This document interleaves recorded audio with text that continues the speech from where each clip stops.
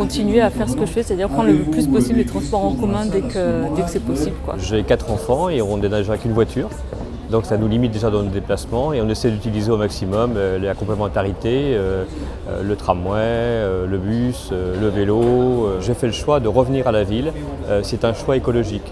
Le cas dans ma ville qui est simple, c'est que j'aimerais faire du vélo, moi par exemple, pour aller acheter, moi c'est par exemple une pièce de voiture, mais aller dans une zone commerciale qui est proprement inaccessible à vélo. Elle serait accessible à vélo, je veux dire, en temps, on mettrait un quart d'heure, quasiment autant de temps qu'en voiture, mais il n'y a qu'une voie rapide qui est dangereuse à vélo, et donc on ne peut pas l'emprunter. On touche à des éléments d'infrastructure, donc modifier la forme des rues, enfin c'est toujours des modifications qui sont lourdes financièrement, et qui s'accompagnent en plus d'une sensibilisation énorme, parce qu'on connaît l'attachement des personnes à leur voiture, qui est terrible. C'est terrible de faire abandonner à quelqu'un sa voiture.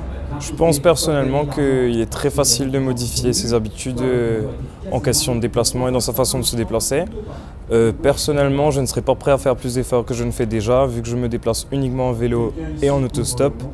Mais je pense que les gens ici ont une vision très fermée de leur façon des possibilités de se déplacer en France en général. J'ai l'impression qu'ils ont l'air de penser que l'utilisation de la voiture est une obligation aujourd'hui en France et c'est un peu triste de voir ça comme ça, à mon sens, dans un pays aussi développé que cela et avec tant de moyens.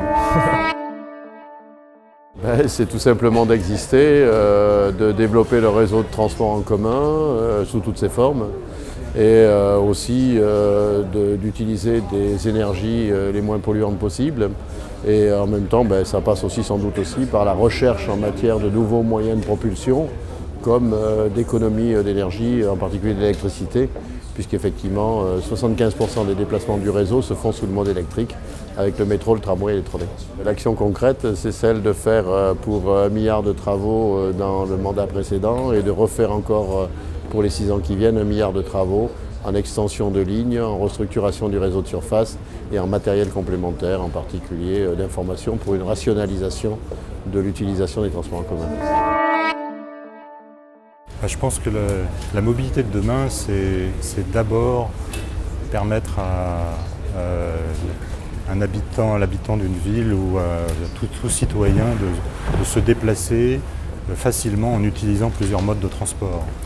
Et la mobilité durable, pour moi, c'est d'abord articuler des possibilités de mobilité en ayant pour base un réseau de transport en commun et en déclinant plein de produits autour des transports en commun. Il y a bientôt les championnats du monde de ski à Val d'Isère. Donc si je prends l'exemple de quelqu'un qui veut faire Paris-Val d'Isère aujourd'hui, il prend un billet de train de Paris à Bourg-Saint-Maurice, et puis il faut qu'il prenne un billet de car de Bourg-Saint-Maurice à Val d'Isère. Il est impossible, quand on va à Paris, d'acheter un billet Paris-Val d'Isère qui fasse du train plus du car. Techniquement, c'est très facile à faire. Il faut simplement que l'opérateur de train et l'opérateur de car se mettent d'accord pour organiser une vente conjointe. Donc voilà, donc c'est aussi que des entreprises sachent comprendre que c'est leur intérêt d'organiser cette intermodalité. Aujourd'hui, on n'est pas encore tout à fait à ce stade-là.